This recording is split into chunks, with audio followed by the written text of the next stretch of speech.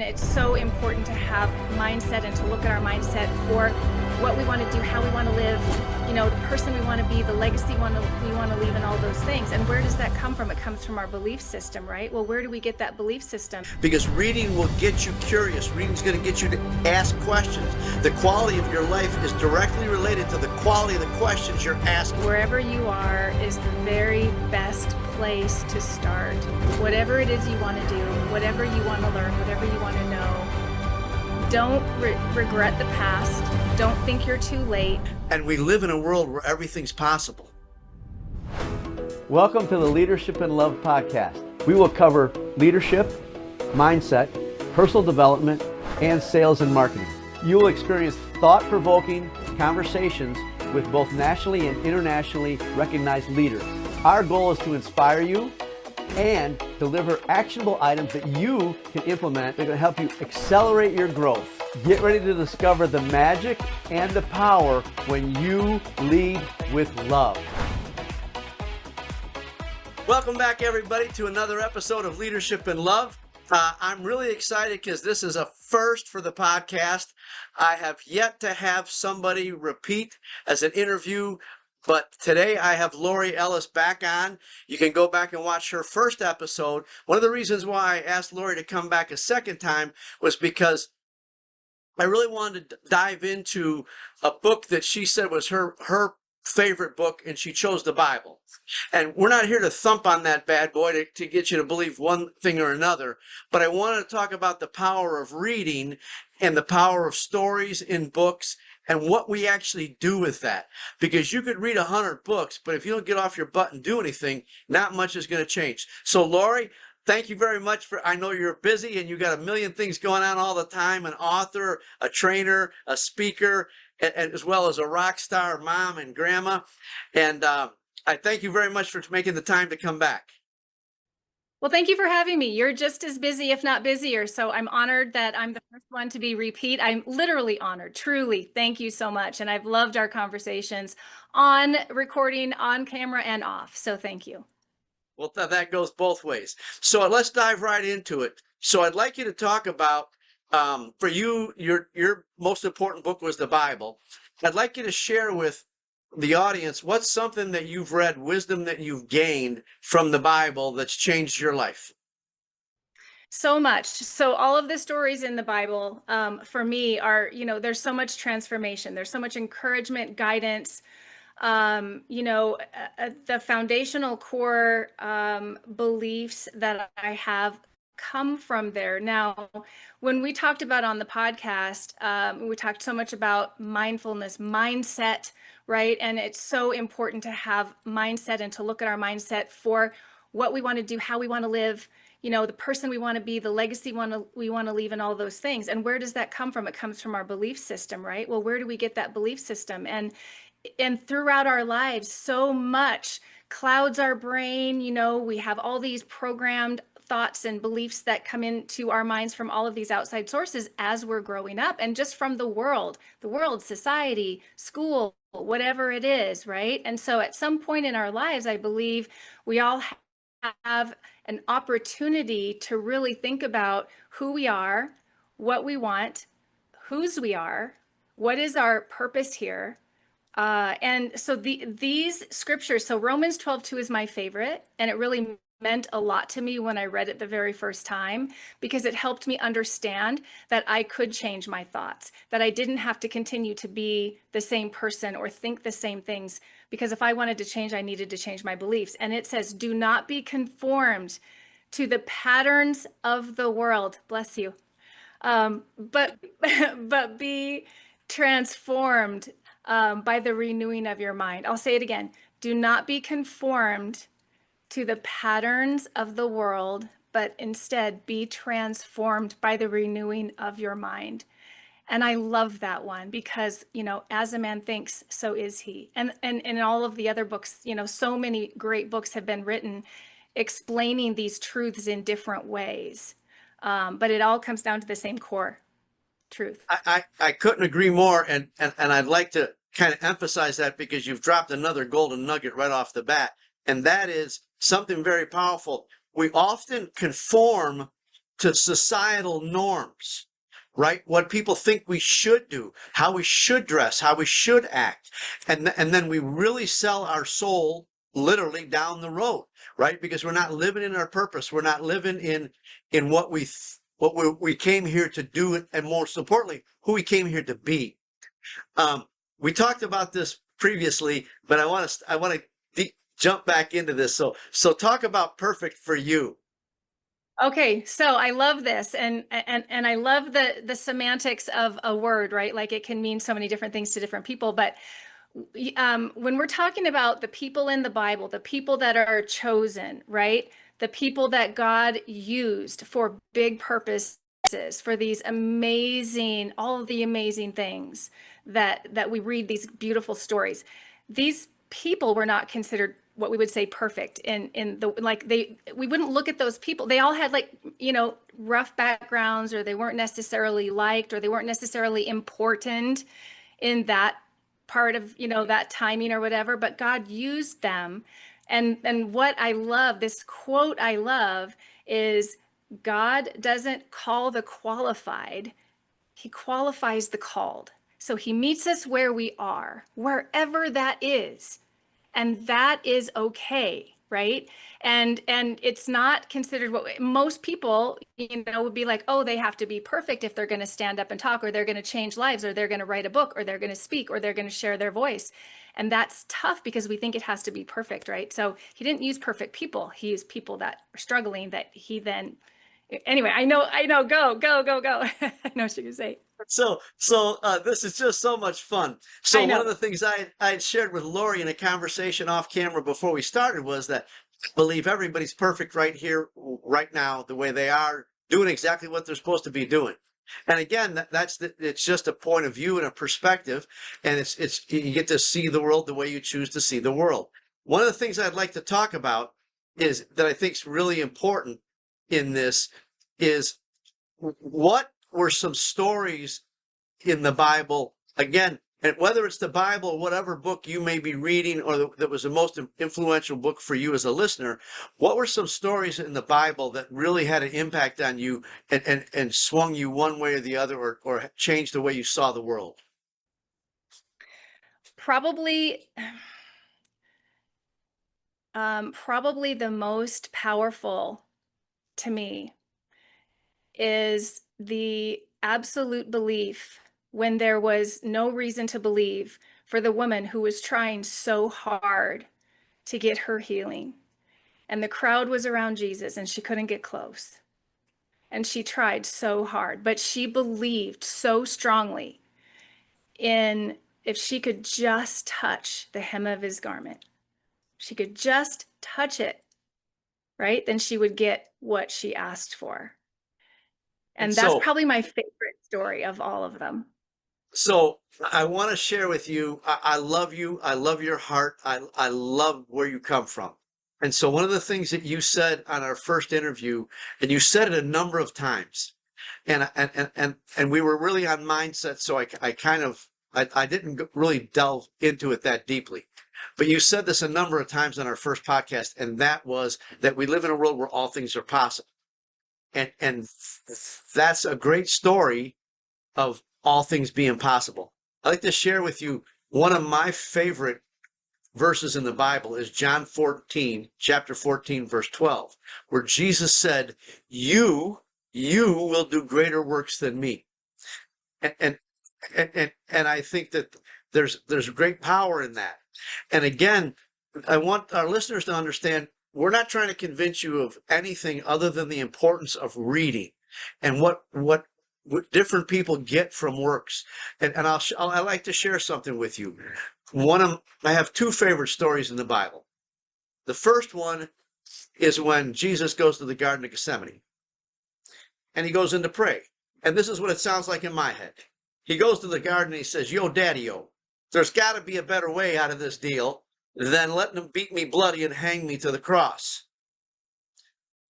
And according to the story of the Bible, God says to his only son, and for those of you that are parents could really appreciate this, he says to his only son, no, son, that's the way it's going to go down. They're going to kill you and nail you to the cross, or nail you to the cross and let you hang there to die. Now, This is what I want you to grasp as a listener. That's the story in the Bible. Buddha said the same thing. Let it go. Accept life as it is. Surrender. Buddha said it. Byron Katie said, loving what is. And to what you said earlier, it doesn't matter. This message is the same message wherever you get it from. It's the same wisdom that's been passed down through literally thousands and thousands of years, right? Jesus just surrendered. He surrendered to what that plan was going to be. I want to share my second one. My second one is Jesus hanging on the cross. And there he is dying. And they're gambling to take his clothes away. And they stab him to see if he's still alive. And he says, Father, forgive them. They know not what they do. And I do not want this to be lost on anybody.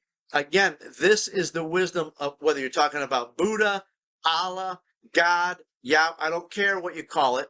It's the wisdom of what we've been all taught down through the centuries. Everybody's doing the best they can. You and I are fans of Jack Canfield. And Jack Canfield said this a long time ago. Everybody's doing the best they can with where they're at, with what they know. If they knew something better, they'd be doing something better. Jesus knew that hanging on that cross. He knew if they knew something better, they'd be doing it, but they didn't know anything any better. The person that cuts you off in traffic, the person that's drinking too much, the person that's taking too many drugs, they're doing the best they can. They're coping, and they're perfect. They're perfect right where they're at. But we judge them. We want to control them. We want to change them. Love what is. Surrender to what it is. Thoughts? I love you right back. I love everything that you just said. And you know what? This is such a good discussion about the word perfect because, you know, that's where we get judgment, right? We get our own little definition of a word based on where we are and what it meant to us and how it might have affected us in some way, right? And so the society norm of perfect, that's what we judge things to sometimes. And I love your definition. I'm adopting your definition of perfect. Everybody's perfect exactly as they are. And that's how God sees us. That's where Jesus meets us, right? He didn't just go to the fancy places where everybody was dressed right or had money or had their lives together. He went into the pits. He went into the dark places and he pulled them out. And so wherever anybody is in their life, in any area of your wellness, mental and emotional wellness is a big part of our wellness. And I talk about that. As well as spiritual. 100%. Our faith, our emotions, right. and we think they're all separate, but everything comes back to our core beliefs. And if we don't take the time to get curious and ask ourselves the questions about where does that come from and what do we want? Like when we talked about what do we want, I wasn't talking about material things. I was talking about what do we want for our lives and our legacy and why do we want it? Right. And so I got a couple things. Again, this is why we read, because reading will get you curious. Reading is going to get you to ask questions. The quality of your life is directly related to the quality of the questions you're asking. Asking of yourself, asking of the universe, asking of people like Lori. And one of the things that's so amazing in this is that when we ask questions about things that matter, it gets us to start thinking in a way that we wouldn't normally have ever thought. And that's why it's important to read, whether it's the Bible, the Quran, it doesn't matter. Read to go find something that's going to inspire you to grow as a human being. Because in that, I want to share something with you. A very, very dear friend of mine is a massage therapist. And so I asked her one day, now this was my judgment. This is me being transparent. I asked her one day, and this is probably 15 years ago at this point. I asked her one day, I said, how do you massage gross bodies? And she says, what do you mean by gross body? I said, somebody that's grossly overweight, they've got all that fat all over the place. I mean, how do you, and you know what her answer was? She said, to me, there are no gross bodies. Oh, I right. love that. Right. And so she saw the world from a place of love. She didn't see that body as right or wrong, good or bad, healthy or unhealthy. She just saw it as another soul, somebody she came here to serve. to help, to heal, right? And I'm going to share this with you, but and this is kind of a different conversation I normally have, but one of the things that I share with people all the time, especially when I do business consulting, I tell them, your business is your spiritual practice. It's how we serve the world, right? Every day when you go to the gym with a client, that's how you're serving the world. That's how you're serving other people. My next question is, what's something that you, whether it was a story, a scripture, one of my favorite places to go for wisdom is the parables. What's something that you read in the Bible that really changed your life? Well, there's of course many. Can we be on here for 5 hours? Can I be your third guest to come back for the third time? Because we could continue this. I love this conversation. I love it. Okay, ask and you will receive. Seek and you will find. Knock and the door will be open to you. It doesn't say only you or only you.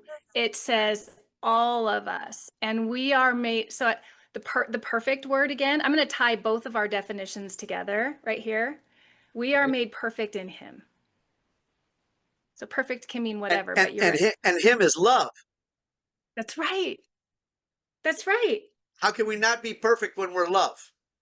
Exactly. Exactly. And now these three remain after everything, after all the parables, all the stories, all of it.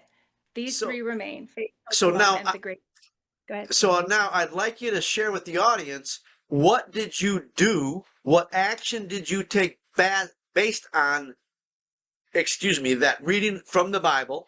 What did you do in your life, and how did your life change because of it? So at 19, I got up in the morning one morning and I got on my knees and I said, God, I don't know what to do, but right now I give you my heart. And that was the very first time. And the result of that was? The result of that was I saw an entirely new life available that I didn't know before. I had hope. I had just an entirely new view of what was possible. And I got to then get really curious and learn. Now, since then, I'm 58 and a half. And I own that half. Like I say that, a lot of women apparently a lot of women aren't even going to say their true age, but I'm like, and a half. That's 6 months. That's a lot. And that's awesome. And I own that and I'm proud of it. But there's been a lot of iterations. There's been a lot of changing, from that first moment. Have I walked away and have I been the one that he came back for and left the 99 and came back for me? 100%. 100%, many times in my life. And so for our listeners, what I want you to understand is, so this is very powerful. And thank you for being so transparent. She's got tears in her eyes because she's been moved and it touches her heart. But there's a couple things that are very powerful here that I don't want you to go away from. Or I want to make sure you catch it when you go away from this listening. And that is one, she read a book and then she took action. Now, the other thing that's so beautiful about her story is that she was brave enough to surrender. One of the things that most of us struggle with in life is wanting to control. We want to control everything. And the only thing, there's three things we can control. We can control what we think, what we say, and what we do. That is it. You can't control anything else. You can't change the world. You can't change the government. You can't get your kids to stop smoking pot or stop eating chocolate or whatever it may be. You can't get your spouse to quit drinking. None of that. The only thing you can have control over is you. And so thank you for being so transparent. I'd like to share a story that I love to tell people is this guy dies and he goes to heaven and Jesus meets him at the pearly gates. And Jesus says, I'm going to show you around heaven. And he showed him around heaven. And in the distance, the guy sees this big warehouse. And he asked Jesus, what's that over there? And Jesus said, that doesn't matter. It's not that important. Jesus continues to show him around heaven. The guy asks again, no, Jesus, I'm curious. What's that big building? Jesus says, don't worry about it. That doesn't concern you. And so Jesus gets busy and kind of turns away from him. And this guy takes advantage of it and he runs towards this building before Jesus realizes he's taken off. Then he gets in the building and he opens the door and he sees that it's just rows and rows. It's like a huge, huge warehouse. and it's filled with all these things. It's like boxes and boxes and boxes on shelves. And he figures out pretty quickly that they're all in alphabetical order. So he starts running down the aisles. He finds the aisle that's going to have his name in it. Goes down that aisle. He finds the box. At this point, Jesus has realized he was gone, and Jesus is starting to close in on him. Jesus turns the corner at his aisle. The guy gets his box off the shelf, sets it down, opens it up, and there's all these amazing things in the box. And then about the time that he opened the box and realizes there's all these amazing things in it, Jesus gets there. And he turns to Jesus and he says, Jesus, what's all this stuff? And Jesus said, those were all the gifts I wanted to give you, but you never asked. And we live in a world where everything's possible, right? And you said that a couple times on the very first podcast interview. And so if you read books and you do some work, you can get to that place where you'll know that everything's possible. You and I both, Lori, could tell stories from now until the end of the day of where people have come up to us and said, my God, I can't believe what you've done. I can't believe how you've transformed your body, your mind, your life, your relationships, right? But it's possible for all of us. It's not one thing. We have this illusion, right? And this is a really false belief. We have this illusion that we see a guy like Tony Robbins, or we see a Jack Canfield, or a Wayne Dyer, or a Deepak Chopra. That list goes on and on and on. Mother Teresa, Gandhi, Martin Luther King Jr., and then we think, well, it worked for them, but it won't work for me. Bull. It works for everybody. But now let's go back to what you said earlier, and that was the faith, right? You got to believe it's possible. So is there anything else you'd like to talk about in terms of the power of reading, and or for you specifically reading, and something that came out of you for you from the Bible that you'd like to share with the audience? I think it's really important for the human condition to be willing to surrender and then let it go and be curious and be open. We can't bring anything new in if we're not willing to let go of the old. Say that again, please, because that's a gold mine right there. We're not able to bring in the new if we're not willing to first let go of the old. And the old beliefs, the old holds on us. You know, it might mean walking away from, well, it does usually mean walking away from habits. I mean, in any area of our wellness, this comes down to our belief about ourselves and what we feel worthy of, and where do we get our worth, right? We get it from who we know we are and whose we know we are, who tells us in this book over and over and over again, why, right? Like, died for us. How much more can you give to tell someone they are worthy of love and being loved and being loved? We are called to be his hands and feet in this world that needs us. And we get to do that every day, but we can't do it if we're hanging on and dragging all of this old stuff with us that isn't true. And we get to take off that heavy coat and drop that heavy chain and open our hearts and let in the truth of what we came here for, and we get to go out there and be the light in the world and share love in the world and be his hands and feet and change lives by changing ourselves first. That's exactly right. And so I want to share something with you. It's a story I first heard Jack Canfield tell. And there was a statue of Jesus somewhere in Europe. And in World War II, during all the bombing, the hands of Jesus were blown off. And so after the war, they got a committee together and they were thinking, you know, what are we going to do? We're going to, how do we repair the statue? How do we put hands back on Jesus? And then somebody came up with this great idea and they made a plaque. And the plaque simply read, "You are the hands of Jesus." And that's the truth, right? We're all the hands of, and again, whoever you want to call it. But we are the love in the world, and our hands are meant to do that work. Like I said, your business is your spiritual practice. Every day we have the opportunity to help, heal, and serve other people. Are you really taking that seriously? And are you doing something with it? And again, and this is why this is such a powerfully, deeply moving, loving conversation, because it's who do we, I think the most important thing we're ever going to do in this life is decide, who do we want to be? And for me, I choose to be love. And that love is contagious. And that love helps people and heals people. And now let's go back to the perfect word. Perfect, perfect word again. Am I perfect at loving every day? No. But it's a lifelong endeavor to get better and better. And I think that that's the power of why we read books, because we'll get as a younger man, these concepts were foreign to me and completely alien. But now much like you, I have books all over my house. I have one in my spare bedroom. I have a closet that you open up and it's just full of books. That's all that's in there is books, and bookshelves I put in there. And one of the things that I share with people, if you read a book, what's just one thing? Read the whole book, but take one thing. Like you said about finance, right? Take one thing about finance and then go implement it. And one of the things that I love to share with people is try it. And if it doesn't work, then move on and go, but try something else. And one of the things so for those of you at some point out there, I'd like you to go. I just did a testimonial for Lori and some stuff she taught me.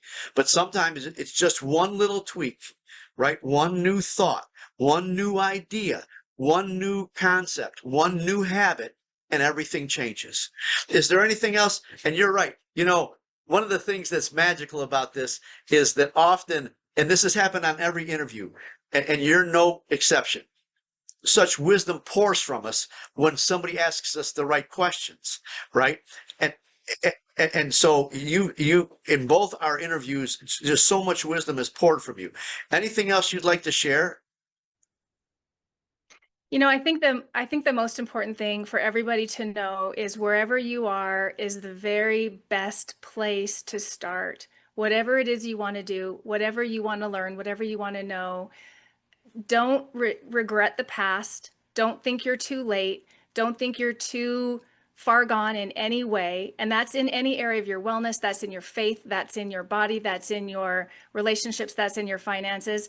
Because God always meets you where you are and you rise. But the best thing to do, the best thing to always do, and I always think about this, if you're feeling helpless, go help someone.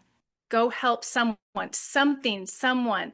There's always somebody that needs us, that needs something, right? It might even, okay, I almost heard myself say, it might even be a prayer. Well, that is one of the most powerful things we can do every single day for someone is pray for them. We don't have to be with them, in the room with them, right? So if you're feeling helpless, go help someone. That will lift you up and that will bring you purpose. And that's purpose is hope. Purpose is motivation. Purpose is belief. Purpose helps you to take action. It's a catalyst. Right. And one of the things, so this is so perfectly timed. I'm in a stretch in my life where three dear friends have gotten diagnoses that are probably all terminal. And if that wasn't enough to ice the cake, a very dear friend of mine, him and his wife just lost their 9-month-old grandson from a tragic accident. And so to Lori's point, there is always somebody who's in worse shape than you. So when you're feeling like you're at the end of your rope and you can't go on, and I think that if you're listening to this, we live with so much luxury that we take for granted. I served in the Marines in third world countries. I've gone days and days, and I mean, I've gone 5, 6, 7 days without food. You'll be amazed at what you'd eat on that third or fourth day because you're so flippin' hungry. And yet we take food, clean air, clean water, a roof over our heads, heat, air conditioning, whatever it may be. So there's somebody always in worse shape than you that you could go help. And one of the things that I'll share with you, Lori, and again, for those of you that are listening, she's got tears in her eyes. This is a woman that plays full out from her heart every day of her life, all day long. And one of the things that I share with people, it's not hard to change the world. You don't need to be Mother Teresa. You don't need to be Martin Luther King Jr. or Abraham Lincoln or anybody that my guy's Winston Churchill. Love that guy. You change the world every day by hugging somebody, by smiling at somebody, by saying something nice to somebody. You pick up somebody on the side of the road that's walking somewhere that needs, be careful if you're a lady, but you see my point. It's not hard to change the world. We do it every day. We do it every day. That's right. I'd like to Beautiful. share. Yeah, thank you. I'd like to share one more thing with you that happened recently.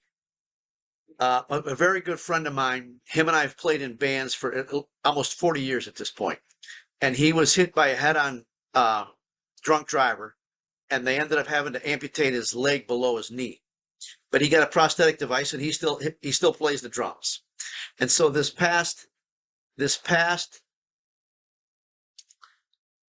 weekend, he's got a grandson he's taught to play the drums, and he's 14 years old. So we went to his grandson's in this band. We went to go see him play, and I asked Dave, my buddy, the drummer, who'd lost his leg. I said, Dave, I said, I understand you as a legacy, you've got your family. I said, but what would you say is your second legacy after that?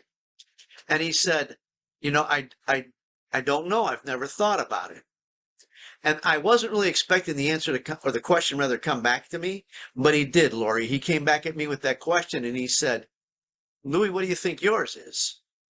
I said, well, Dave, to be honest with you, I said, I wasn't really expecting the question back. And I thought for a minute, and I said, Dave, I said, him and I both had a couple of scares. He had his accident, I had mine. And we were both amazed at the people that came out of the woodwork to help us, to support us, to love us, to pray for us, to bring us a card, whatever it might have been. And I said, you know what, Dave? I said, I think for both of us, I think our legacy isn't one thing. I said, I think it's every life we've ever touched.